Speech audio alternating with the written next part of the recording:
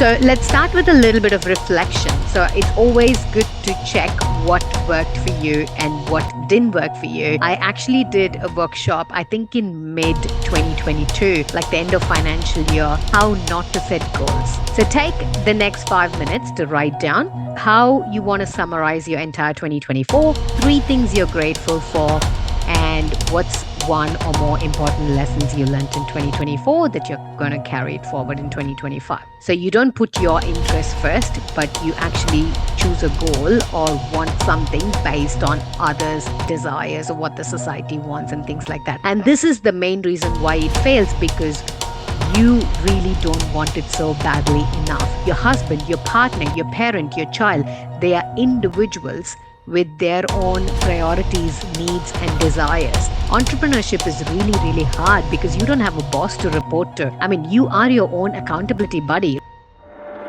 Are you a business owner struggling to generate leads and close sales? Does it feel like without the right marketing and sales strategies, your business is just an expensive hobby? If this sounds familiar, you are in the right place. My name is Dr. Priya Jagannathan, digital product strategist and business automation expert specializing in marketing and sales strategies. This podcast is designed for business owners and entrepreneurs who want to take control of their business operations, supercharge their marketing efforts, and drive growth through strategic CRM and business automation.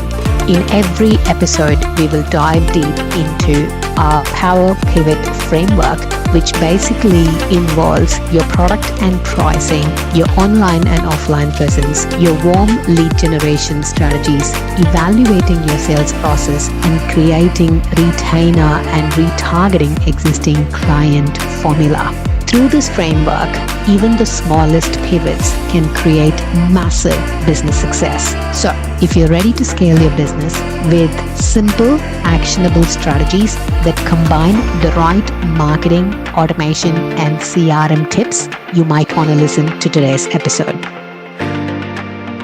Hey everyone, welcome back to another interesting podcast episode about vision boarding. I literally just completed this vision board workshop for general participants and my team. Every year I do it as a team activity to help my team members basically plan their annual income, set some goals, health, wealth, relationships, all the jazz. But this year I just advertise this on my social media and we had some amazing participants join. So I'm going to be sending this as a recorded version for participants who missed the live session. And this is also for people who have never tried vision boarding or would love to try vision board. So if this is your first time you're coming across me, my name is Dr. Priya Jagannathan and I own 2 companies, one in Australia called Pivot to Thrive, which is CRM and business automation agency. And then I've got another company called VA Agency, which is a virtual assistant training and placement company based in India. And I manage my VAs based out of India. They work from home. And it's something that I do as a passion to help Indian women become financially independent. Okay, so this workshop, we're going to look at different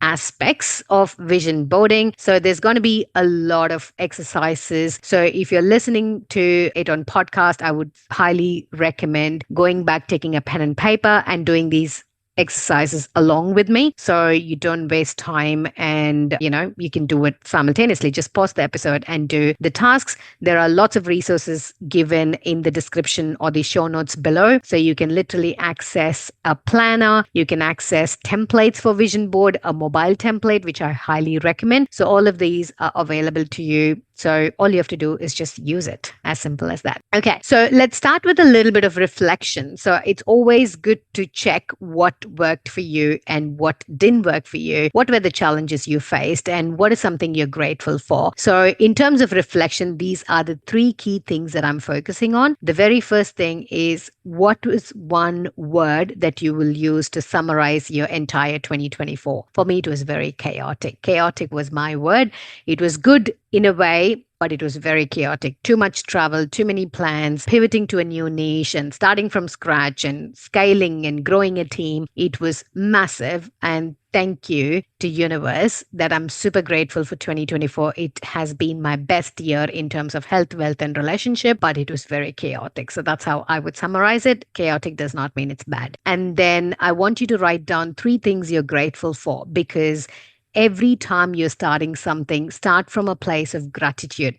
Everyone has at least one thing to be grateful for at any given point in time, which is just to be alive. If you're going to be given $1 million, but tomorrow you're not going to wake up, you're not going to take that $1 million, which means your life is worth much more than $1 million, but you just don't realize it and appreciate it enough. So start from a place of gratitude. Write three things you're grateful for just in 2024, just this one year, what you're grateful for. But we've also had challenges. I don't think life is just a linear graph. So, what are the challenges you face this year that you will try and work so you make sure you don't repeat that same challenge in the new year? For me, it was a work plus holiday kind of a scenario. So, when I went to India in June and July this year, I killed myself working, right? So, I'm grateful that I had something called business. Even though I stepped out of the country, I stopped networking from March. So I was really worried that I'm not going to have any leads or clients or cash flow, but I killed myself working, which is a good thing. But then it affected my family life balance. I mean, I don't believe in family life balance. I call it priorities. So whatever is required that takes up the most priority at any given point in time. So I think my priorities were equally high for both family and work. So that's why I had a problem with that. So possibly in the new year, my lesson is having a laptop free holiday, meaning having my team and systems in place in such a way that I can take myself out of the equation and actually enjoy a holiday and not work during my holiday. So that's going to be my plan for 2025. I'll definitely keep you in the loop on how I go with that one. Okay. So take the next 5 minutes to write down how you want to summarize your entire 2024, three things you're grateful for, and what's one or more important lessons you learned in 2024 that you're going to carry it forward in 2025. So once you're done with that, I want you to set the intention for 2025. When I say setting the intention for 2025, it always starts with the word. So one word. One of my good friends, Shanti, she introduced this to me back in 2022. And since then, I've been doing this exercise. And when you have one word, every action that you do, every plan that you make, everything that you do that year, that comes back to that one word. So choose it very carefully. You can change it whenever you want, but you have to set the intention right. So for me, 2025, the word for 2025 is focus. I'm so distracted. I don't have shiny object syndrome anymore, thank God, but I still struggle with lots of distractions. So I just need focus. Okay, so my word for 2025 is focus. And then we can break down to what you want to achieve. Why is this important and how will you achieve this? But I've got next few slides. I've got a slide where I'm going to break it down into health, wealth, and relationships. So in this slide, what I want you to do is just set one word for 2025. What's your word for 2025? Now, before I go on and teach you how to set goals, I want to mention the most common mistake people do while setting goals. Okay. I actually did a workshop, I think in mid 2022, like the end of financial year, how not to set goals. Okay. Everybody teaches about goal setting, how to set goals, SMART goals. We've got so many different things, but I taught about how not to set goals. And this was a very interesting slide that I wanted to plug in here today, that most of the goal setting is based on mimetic desire, meaning it's based on what other people want. Just because someone else bought a house, you buy a house. Just because someone decided to choose a career, you force your child to choose the same career, right? So you don't put your interest first, but you actually choose a goal or want something based on others' desires or what the society wants and things like that. And this is the main reason why it fails, because you really don't want it so badly enough. I've seen a lot of clients who fail or who don't succeed enough as they should because they just want to prove to their husbands or they just want to prove their mother-in-law wrong or something like that. Very silly, not really what they want to do. Entrepreneurship is really, really hard because you don't have a boss to report to. I mean, you are your own accountability buddy. Like I can sleep till 10 a.m. in the morning, no one cares. But why do you wake up at 4 o'clock and 5 o'clock and grind and then go till 2 a.m. in the morning when nobody's questioning you? because that's very, very important. You are working on something that you really want. You have that burning desire. It's your vision, it's your dream. And most women, especially Indian women, have so much of mental dependence on the husbands, thinking the husband should love their dream as much as they love their dream. I tell them it's your dream, it's your vision, it's not your husband's. He's not going to understand, right? It's not wrong because your husband, your partner, your parent, your child, they are individuals with their own priorities, needs, and desires. And you cannot expect them to have the same needs, desires, and priorities as you. This is where there is a problem. So from 2022, we are doing an activity called family vision boarding. So, what we do is what I'm doing exactly today. My husband, myself, and my kids, each of us will take an A3 sheet of paper and do our individual vision board, whatever we want. Okay, kids, they'll have some stickers, some things they want. I'll give them some prompts like, where do you want to travel? What do you want to buy? What are you going to ask Santa? I mean, they know about Santa and stuff, but still, what do you want as Christmas gift? What do you want for birthday gift? So, that gives me an indication of what they believe is important to them and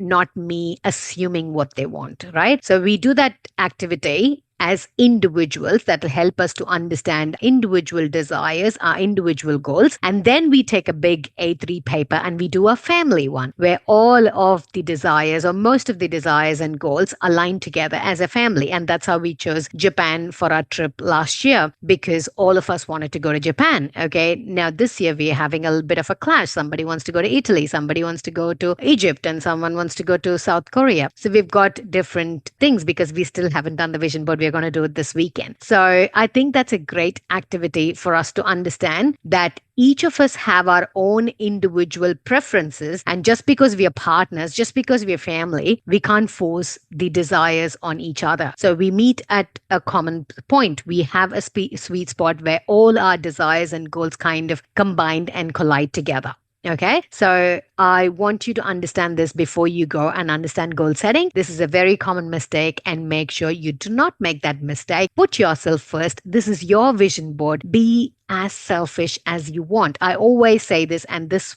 really throws a lot of people saying, when I say self-care is not selfish, put yourself first. Like, I am the most important person in the world. I love me more than anybody, more than my husband, more than my dad, more than my kids. I love myself more. Okay. And it's not wrong. If people think I'm weird, let them think. I don't care. Like, nobody's opinion cuts me a check. So I want you to prioritize you unless you, the canvas, is not completely there in terms of physical health, mental health, spiritual health, monetary, financial freedom. You will not be able to support your loved ones in the most efficient way. So put yourself first. This is your vision board. The next half an hour or 1 hour, you're going to invest in just you, putting yourself first, and think, what's the best day of your life? How does your best life look like for you? Not what your husband wants, not what your kids want, not what your parents want. What do you want? How do you want to dress up? So things like that. Okay. So let's focus on you. Now, when it comes to vision boarding, what has historically worked and what I have seen work in my life, my clients, and the things that I've taught is always focus on the why. When people said this in the business world, I found it too cliche. I'm like, what do you mean focus on your why? Right? So understanding your why really, really helps. Everyone wants to make money, right?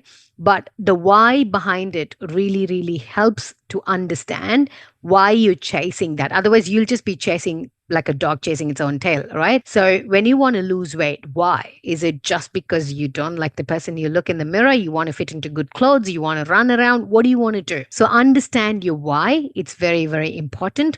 And always reverse engineering your goal, meaning break your goals into smaller chunks. Always have the end, your particular end point, your target at the end, and then reverse engineer from there. Okay. And undergoaling is a concept my coach taught me, which is basically if you are aiming from a 0 to 100 on day 1 or day 10, it's not going to help you. It's going to make you go into self-doubt and failure mode and, guilt and shame and everything else.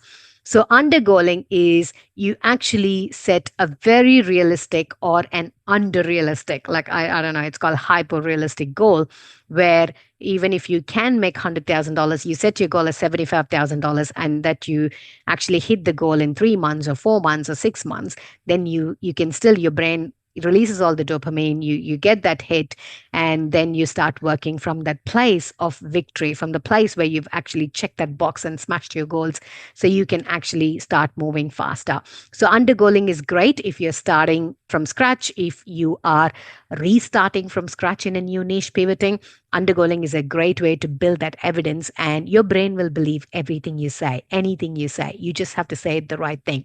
Okay, so undergoaling is a great way to start if you're starting from scratch, or if you want to trick your brain into believing that this works. I never believed people would pay thousands of dollars of Instagram without seeing me until it happened to me. And you only believe what has happened to you in your life and what people tell you, right? It's not a fact, it's not proven. So if somebody's going to tell you this is not going to work, do not listen to them. Do not give them the power. I always believe words have so much power, so use them wisely. Okay, so this is the wheel of life, which most of you know. So you can actually write numbers on top of it, whatever is your highest factor. For example, if my physical and mental health is literally sitting out of 10, if I'm going to rank it 4, then that's going to be my top priority. Okay, if my financial and career is, say, in 3, which is even worse, then that's going to be my top priority. So you can prioritize this depending on what you want. But I normally like to set goals or anything in 3 major areas. So health, wealth, and relationship. So relationship can be relationship with yourself in terms of self-love, self-care, relationship with your parents, family, husband, children, society, networking, business relationship, clients, everything comes under that. Wealth is anything related to money. It could be your job, career shift. It could be starting a side hustle, growing your business, buying business, selling business, whatever. Health can be physical, mental, spiritual, whatever you want. Okay. So set 3 goals at this stage. I want you to set 1 goal each. Okay. Health goal, wealth goal, relationship goal. And then under that, I want you to write why. Okay. Goal, put a hyphen and write the goal. And under that, why is this goal important to you? Okay. And then I want you to write 1 activity that you have to do every day to achieve that goal. Okay. For example, if I want to lose weight, I have to either go to the gym or hit 10,000 steps a day. So that's a must do activity every day to smash those health goals. Wealth goals, I can have 1 post every day on any social media platform. Okay. And relationship goal is probably 30 minutes to 1 hour every day with family without gadgets. So these are my 3 goals that I write it in a small sticky note, put it on my computer or put it on the wall wherever I see it every day. So if I do these 3 things every day religiously for 365 days, for sure, I'm going to achieve my health goal. I'm going to achieve my wealth goal. I'm going to achieve my relationship goal. So I want you to break it down into just one thing. Keep it simple. Just one thing that you can do every day, all day, 7 days of the week, 30 days in a month, and 365 days in a year. So you can achieve those goals. So take the next 5 minutes to write down your goals. Why is that goal important to you? And what's 1 must do, non negotiable activity to hit those goals under all these 3 categories? Now go wild.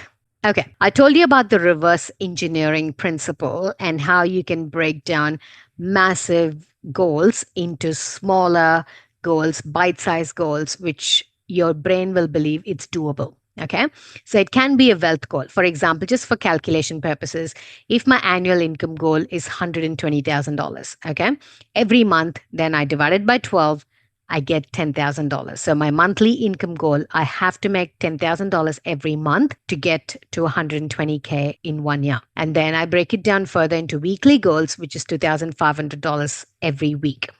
All right. Now, when I think 120,000, it seems big number. So $2,500 every week also might make me roll my eyes. Maybe, right? So what's the other way to trick your brain to do this in a very, very simpler way is to identify what's your average value per client. For example, if every client for me is worth $5,000, okay, how many clients do I need to get that 120,000? So 24 clients I need, right? I hope my math is right. So 24 clients for my annual goals.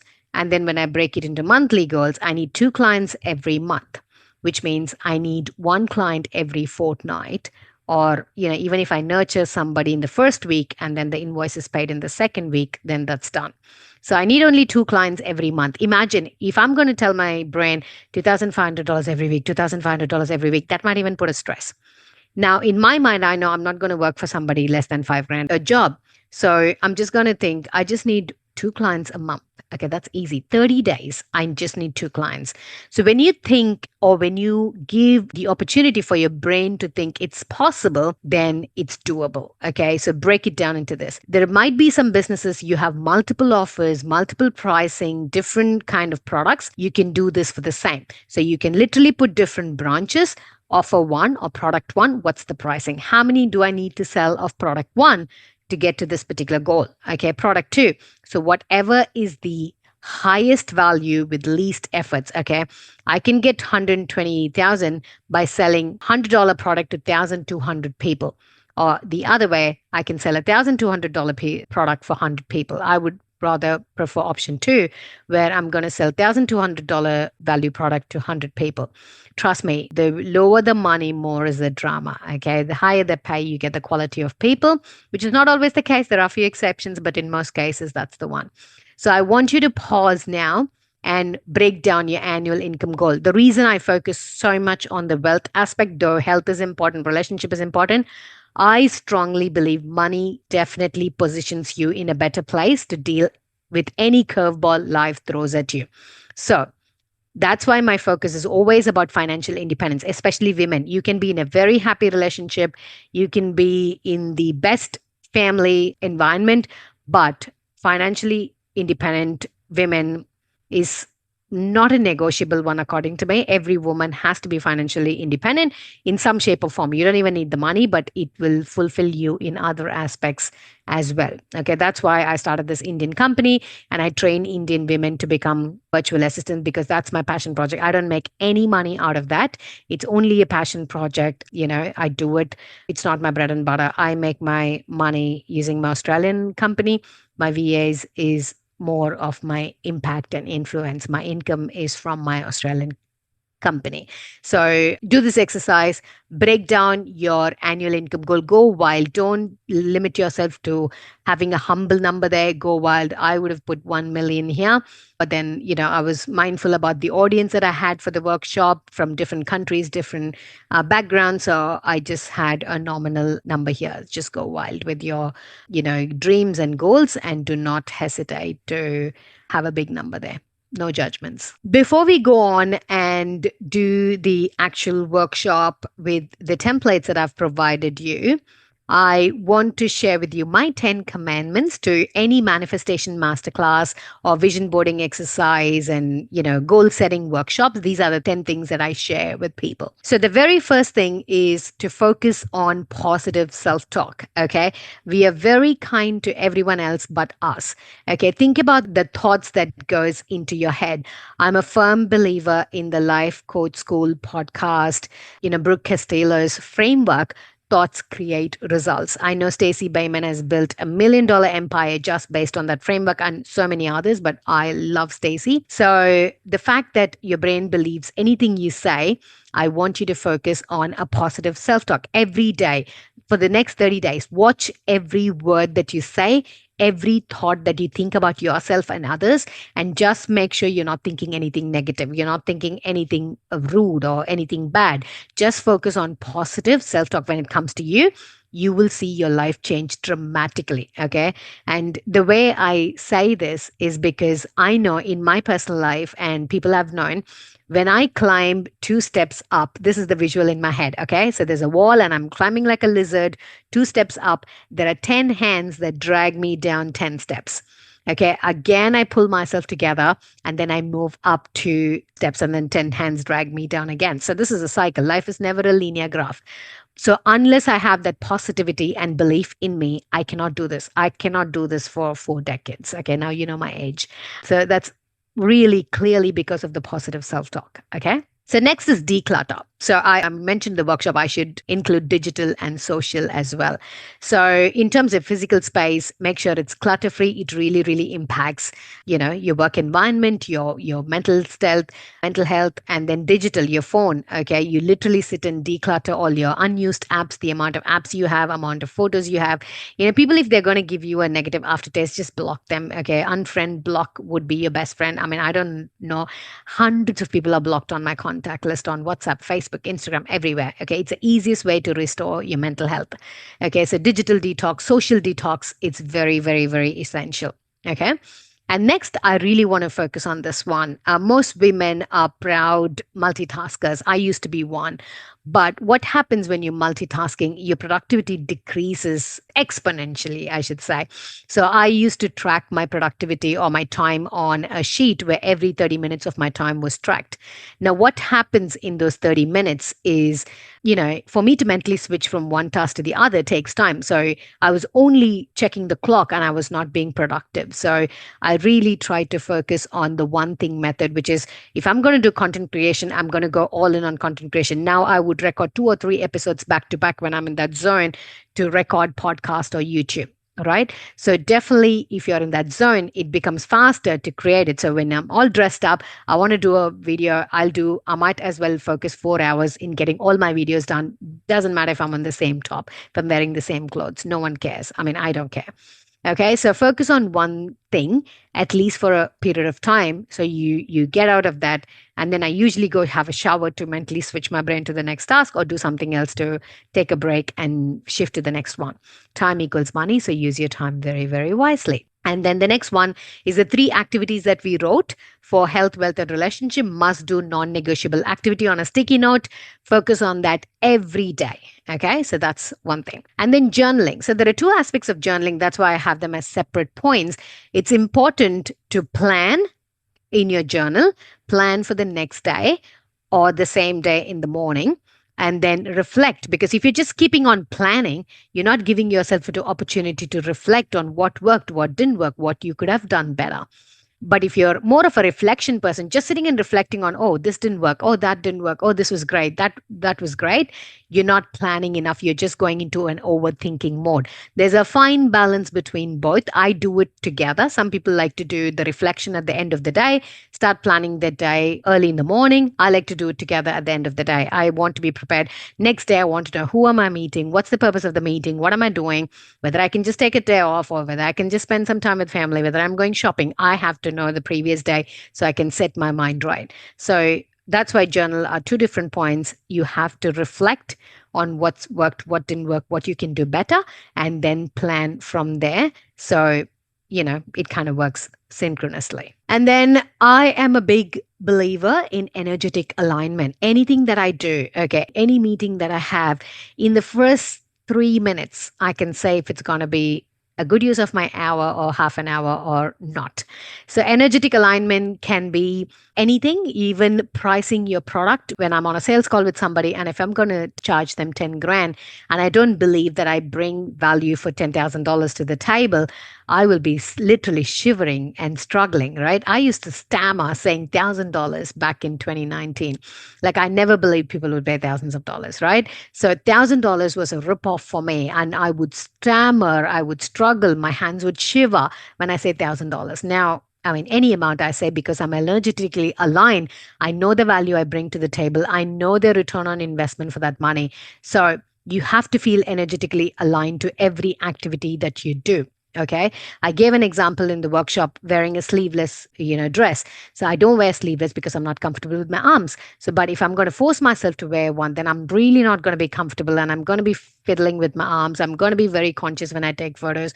So that's a simple thing where you have to feel energetically aligned with the clothes you wear, the way you present yourself. So check your energy and alignment in every activity, every thought, every connection you make in the online world, offline world. If you're watching at somebody's Instagram story, Facebook story, YouTube video, and it's making you feel insecure, if it's making you feel intimidated, stop watching them.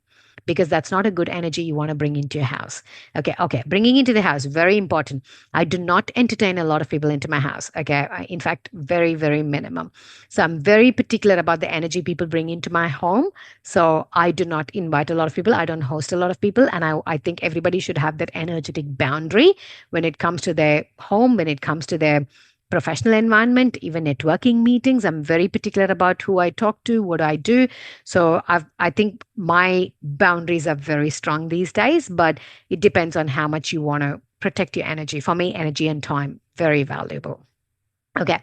Next, this is an interesting concept where a lot of people believe in affirmations. I believe in embodiment technique. Affirmations are very superficial, just according to me. When I just close my eyes and listen to affirmations like, I'm beautiful, I'm intelligent, I'm enough, in my head, I go, no, you're not.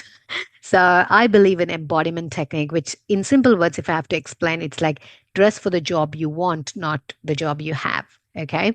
So embodiment is the way you show up, the way you behave, even when you're not there yet.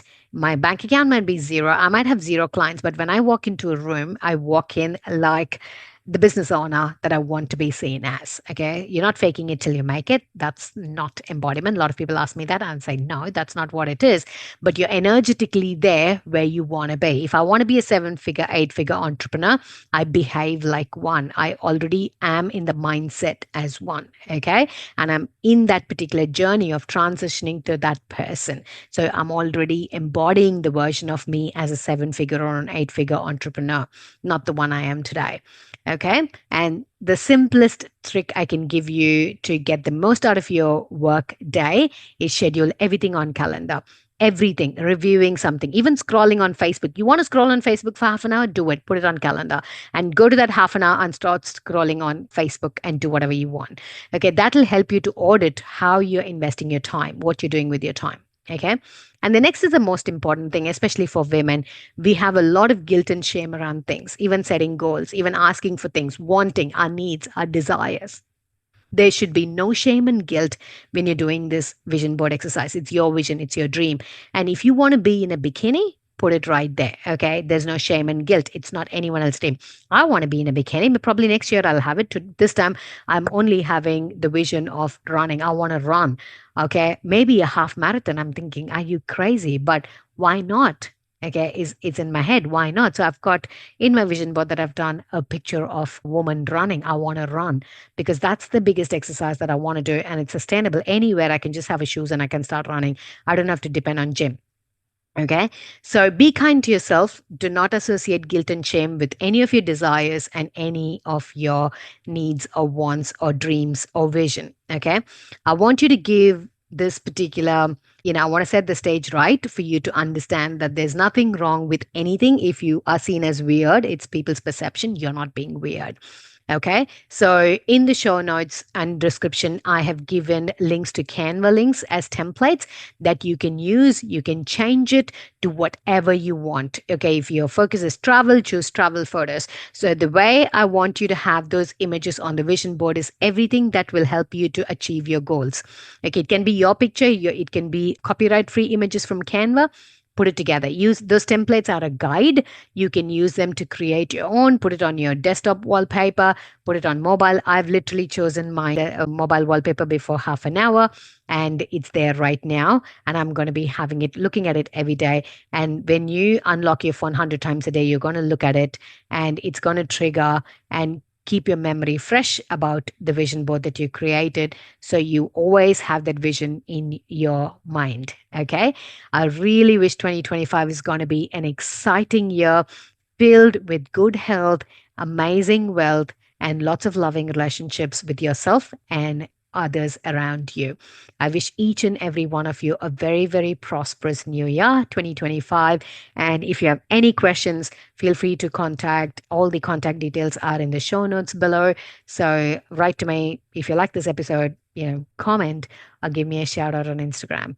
And I am super grateful for this opportunity to teach you how to do your vision board. And I'll see you all in the next episode.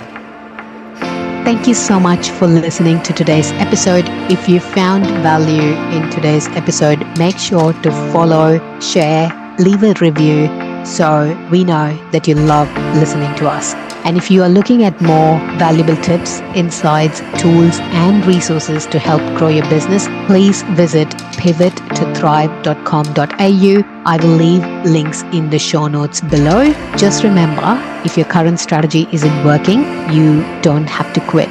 You just pivot because the right pivot can make a huge difference. Let's pivot and keep thriving. I'll see you in the next episode.